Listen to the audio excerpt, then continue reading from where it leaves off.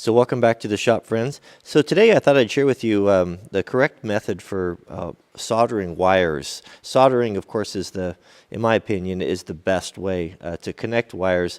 Many of us kind of maybe default to these little guys. We've seen these little automotive style connectors in there, and well, they're not great. Just go look at your trailer after a couple of years being outside using these. You know, they're not ideal. The ideal way though is to solder. It's a little intimidating, I think, by a lot of folks because maybe you don't have the equipment or you've had bad luck with it.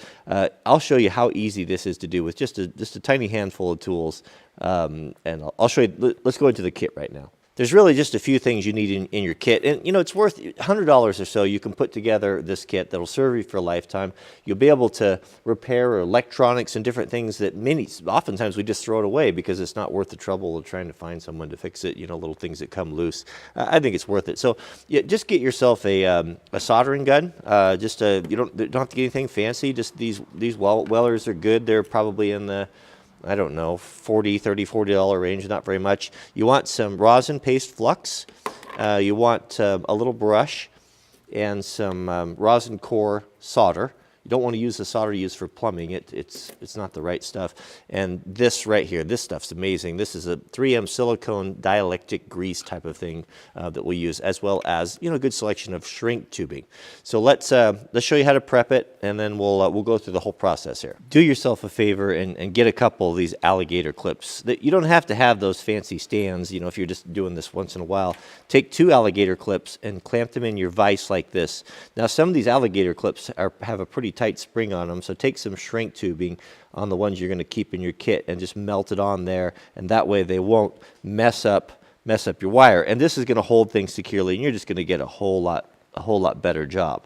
Okay, so for joining the wire, there's a couple different ways of doing it, but what I have found to be the best, and this is what Granddad always did it, is you fray the ends of the wire like this. You kind of splay them out like this and join them so they intermingle, kind of mesh like fingers together.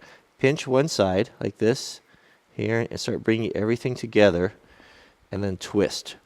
Twist this side here, and then twist this side over here like that.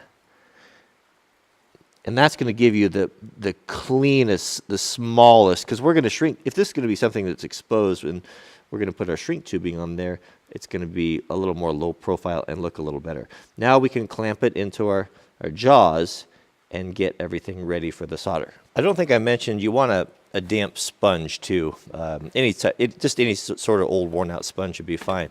Now with everything ready, you're going to take your rosin flux, right, and we're going to apply that on there like that. So just coat that on there, and that's going to help that solder to bind. Probably wouldn't be a bad idea to have heated that up first.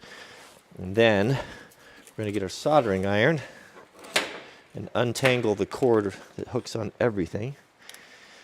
Okay, so this shouldn't take long to heat up. So what we're going to do is we're going to put that on there like that, just until that flux starts to melt in, that rosin, and it starts to melt down inside the wires there, right?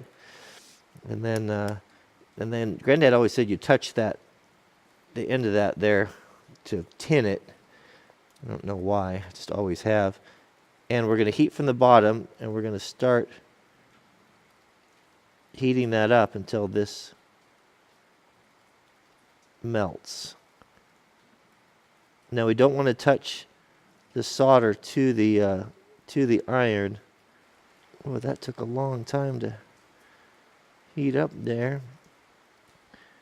There we go. Now it's sucking in there just like that. We don't put so much on there that it's going to you know, drip off, and don't try to dribble it on there. I could probably use a little bit more right there. There we go. That's all. That solder joint looks pretty good. Now remember, this is marginal advice, so take it for what it's worth. Now we want to waterproof this. This is where we're going to use the 3M silicone paste. Having this in your shop, anytime you put together electrical connectors or anything like that, is so good. It's so good. And we'll just put a little bit of that on there like that. And then, now we're going to do our shrink tubing. Now, I'm going to use a piece of clear shrink tubing just so you can kind of see what's going on and what a great connection that this is.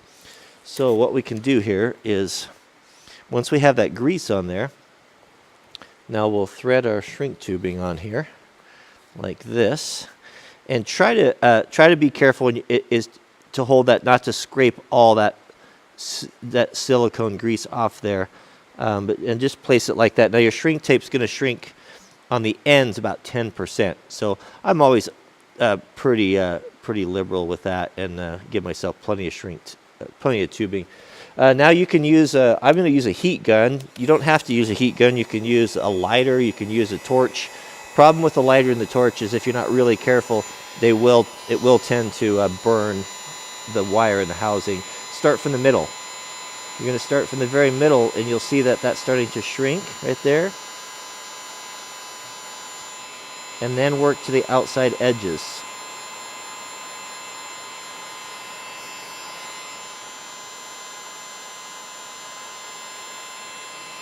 And you'll see, I think you can see, you'll see that silicone making that seal as the shrink tape tightens around the connection. And ideally you want it to squeeze out like that side right there. Probably should have put a little bit more on the housing, but that looks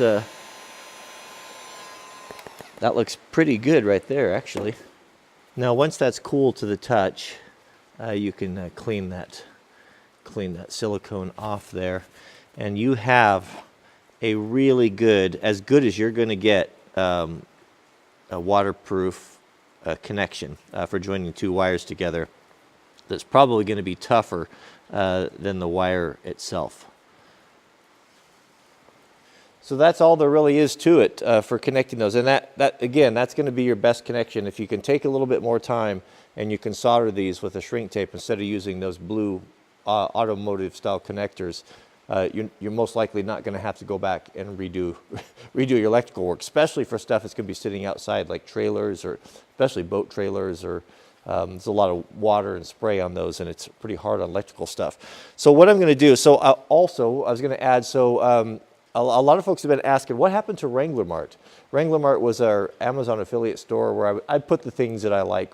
People often ask, what do you recommend? What do you like for, what's that shirt, or what pocket knife you like, or what camera equipment you're using? And then they shut down the stores. Well, we've got a new one now. They've started a new program, and I will put a link to that down in the subject heading. The WranglerMart.com will go over there. I'm forwarding those addresses.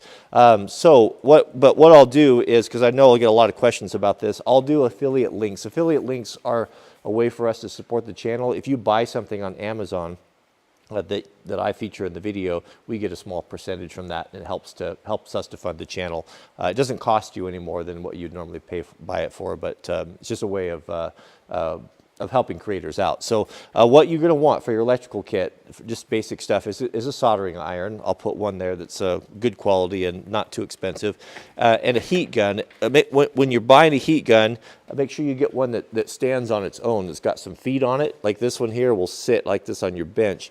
That way you can work on it hands-free. So if you're heating stuff or like that, to have two hands and have it so you don't have to clamp it in the vise is actually pretty nice. So those are the two main things right there. I'll put the flux, the silicone paste. You definitely want some of that. That's a must-have. That's like the WD-40 of electrical work, and solder and shrink tape.